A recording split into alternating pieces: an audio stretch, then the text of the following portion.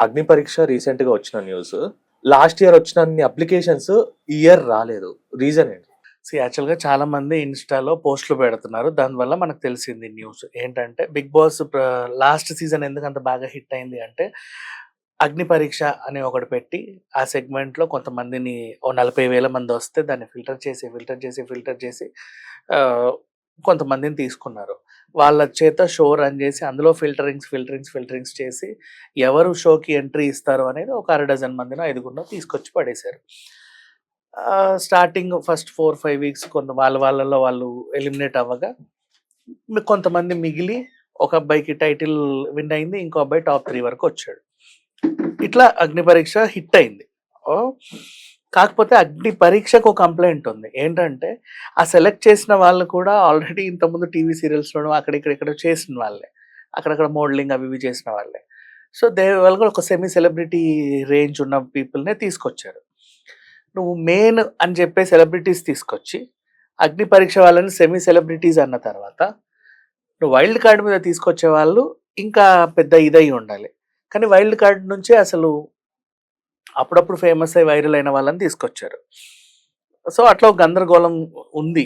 వీళ్ళకి కొంచెం డిసాటిస్ఫాక్షన్ కూడా ఉంది. మేము అంత కష్టపడి ఒక ఒక టాస్క్‌నన్నీ కంప్లీట్ చేసి వస్తే మాకు ఇది లేదు. వైల్డ్ కార్డ్ నుంచి బాగా తెలిసిన సెలబ్రిటీస్ వస్తారని తెలిసిన సెలబ్రిటీసే తెలుసు అందరికి. కాకపోతే ఆహ్, సీజనల్‌గా వైరల్ అయ్యే క్యారెక్టర్స్ వాళ్ళంతా. సమ్ టైమ్స్ అనుకోకుండా వస్తది. ఆ రకంగా వాళ్ళని తీసుకొచ్చారు. సో, వీళ్ళలో ఒకటి చిన్న డిసప్పాయింట్‌మెంట్ అనేదైతే ఉంది. ఆ తర్వాత సరే 'అగ్ని పరీక్ష 2' next season. Last time apply చేసిన వాళ్ళు, ఫిల్టర్ అయిన వాళ్ళు గూడా ఈసారి ట్రై చేస్తారు. ఈసారన్నా తీసుకుంటారేమో అని. కొంతమంది గూడా నిజమే మనల్ని తీసుకుంటున్నారు. షో చూస్తారు కదా వాళ్ళంతా. ఇంట్రెస్ట్‌తో వాళ్ళు కూడా పంపిస్తారు. రెగ్యులర్‌గా 'బిగ్ బాస్‌ని' ఫాలో అయ్యేవాళ్ళు. అయితే ఇక్కడొచ్చిన ప్రాబ్లమ్ ఏంటంటే లాస్ట్ టైమ్ కొంతమంది మాస్క్ మ్యాన్ అని, ఇంకేదో మ్యాన్ అని అట్లా డిఫరెంట్ వేషాలేసిన వాళ్ళున్నారు కదా! వీళ్ళు కూడా మనం కూడా ఏదన్నా సెపరేట్ ఐడెంటిటీని పెట్టుకొని, ఓ యూనిక్‌నెస్ క్రియేట్ చేసి అలా రావాలి అనుకున్న వాళ్ళు కూడా ఉంటారు చాలామంది. But something happened. వీళ్ళకున్న ప్రాబ్లమ్ ఏంటంటే ఓటీపీలు పోవట్లేదంట టైంకి. అంటే ఏదో ఓటీపీ వస్తుంది. వీళ్ళు దాన్ని అంటే టైప్ ఓటీపీ అని వస్తుంది రీసెండ్. మొబైల్‌కి రావట్లే సరిగ్గా. అంటే అక్కడ సాంకేతికంగా ఏదన్నా మిస్టేక్ జరిగిందో, లేకపోతే హెవీ ట్రాఫిక్ వల్ల అదేమన్నా జామ్ అయిందో మనకు తెలీదు. Internal issue, software issue. ఆ తర్వాత పోనీ అప్లికేషన్స్ ఏమన్నా ఇరగదీసే లెవెల్‌లో వచ్చాయంటే తక్కువొచ్చాయి పోలిస్తే. రీజన్ ఎంత కాదనుకున్నా వీళ్ళు తెలిసిన వాళ్ళనే తీసుకుంటున్నారు. మమ్మల్ని తీసుకోరు అనే ఒక ఇది చాలా మందిలో పడిపోయింది. నెక్స్ట్ 'అగ్ని పరీక్షలో' 'బిగ్ బాస్‌కి' నన్ను తీసుకోండి అని చాలామంది వీడియోలు పెట్టారు. ఆ వీడియోలన్నీ కలెక్ట్ చేసి కొంతమంది యూట్యూబర్స్ వీళ్ళని బాగా ట్రోల్ చేశారు. అది కూడా బాగా వైరల్ అయింది. సో, ఆ రకంగా ఎందుకు అనవసరంగా వెళ్ళి మనం ట్రోల్ అవ్వడం అంత అవసరమా అని విరమించుకున్న వాళ్ళు కొంతమందున్నారు. ట్రై చేద్దామని బాగా ట్రై చేసినా సరే ఆ ఓటీపీ మిస్టేక్ వల్ల కుదరక మరి ఏంటిది అంటే టైం అయిపోతుంది. వీళ్ళు 20 తారీఖు వరకు అన్నారు. ఇప్పుడు 16, 17 వచ్చేసింది. ఇంకా 3 రోజులుంది. మరి ఎలా ట్రై చేయాలి? ఏం చేయాలని కొంతమందేంటంటే 10 రోజులే ఇచ్చారు. జూన్ 12 నుంచి 20 వారమో 2 రోజులు ఎక్స్‌ట్రా. బాగా క్రియేటివ్‌గా చేయాలనుకున్న వాళ్ళు ఏం చేస్తారంటే కొన్ని విదేశాలకు పోయి బీచ్ లొకేషన్స్‌కెళ్ళి అంటే మంచిగా తీసి పంపిస్తే మమ్మల్ని ఏమైనా సెలెక్ట్ చేస్తారేమో అనుకునే వాళ్ళు కూడా ఉంటారు. ఫోటో షూట్ అంటే. వాళ్ళ ఫోటో షూట్ ఎడిట్ అయ్యేసరికే వీళ్ళకి టైం అయిపోతది.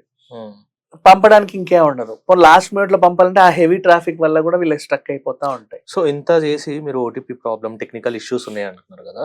వాళ్ళంత ఎఫర్ట్ పెట్టి వీడియో అప్‌లోడ్ అవ్వకపోతే, ఓటీపీ రాకపోతే సో, పరిస్థితి ఏంటంటారు? ఖచ్చితంగా డిసప్పాయింట్‌మెంట్ ఉంటది. అందుకే ఆళ్ళు పైకొచ్చి ఏడ్చుకుంటూ పెడుతున్నారు. ఒరేయ్! మేము ఇంతింత కష్టపడి అంతంత ఖర్చు పెట్టుకొని రకరకాల లొకేషన్స్‌లో ఫోటోలు తీసుకుంటాం.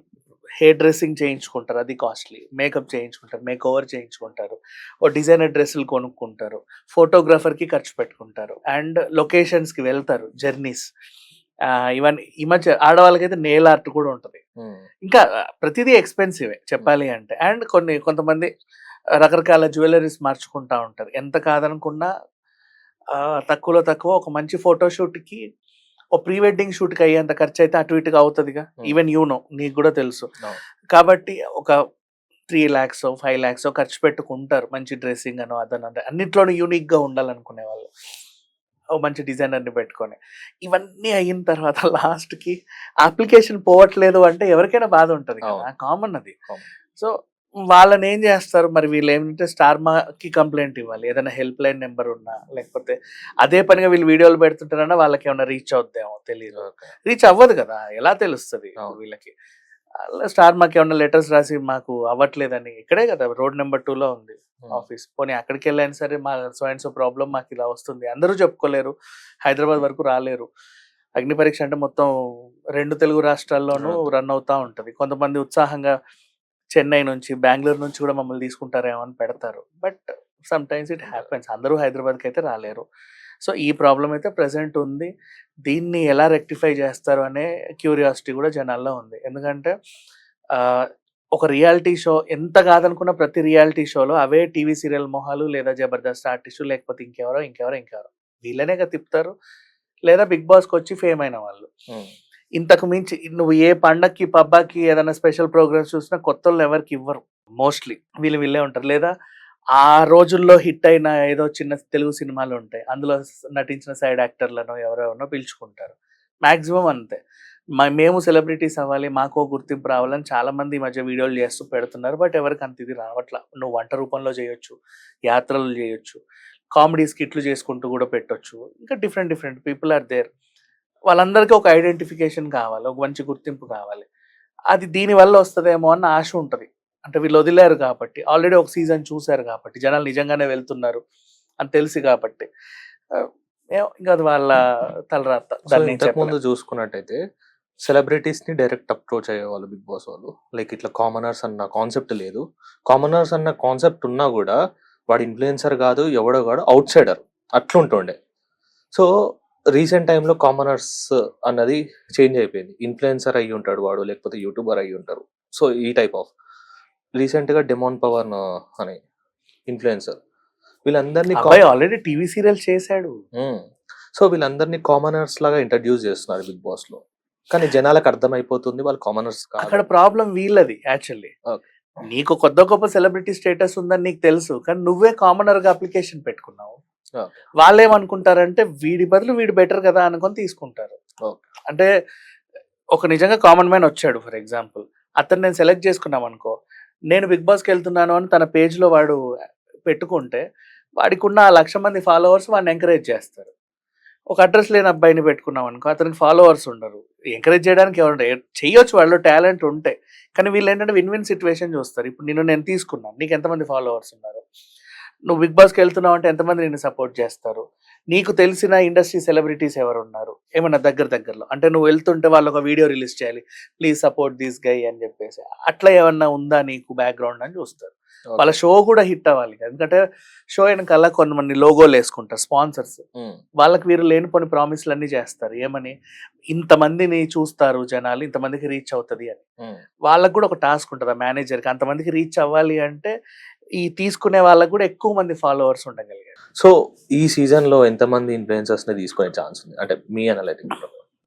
ఐ డోంట్ నో యార్, మోస్ట్‌లీ అట్లయితే ఎవరు చెప్పలేము. బట్ ఒక సింగర్, ఒక డాన్సర్, ఒక ఇట్లా న్యూస్ రీడర్, రిపోర్టర్ వీళ్ళని తీసుకుంటారు.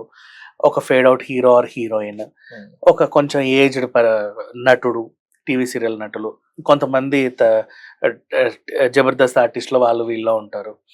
ఇంకా మళ్ళీ ప్రాంతాలు, కొంతమంది ఆ యాస, ఈ యాస, తెలంగాణ యాస, చిత్తూరు యాస, ఇట్లా నెల్లూరు యాస వాళ్ళని పెట్టుకుంటారు.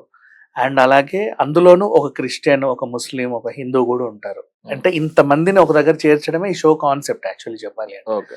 ఆ రకంగా ఇంకా వీళ్ళ అప్లికేషన్‌లో ఎలా ఫిల్టర్ చేసుకుంటారనేది చూడాలి.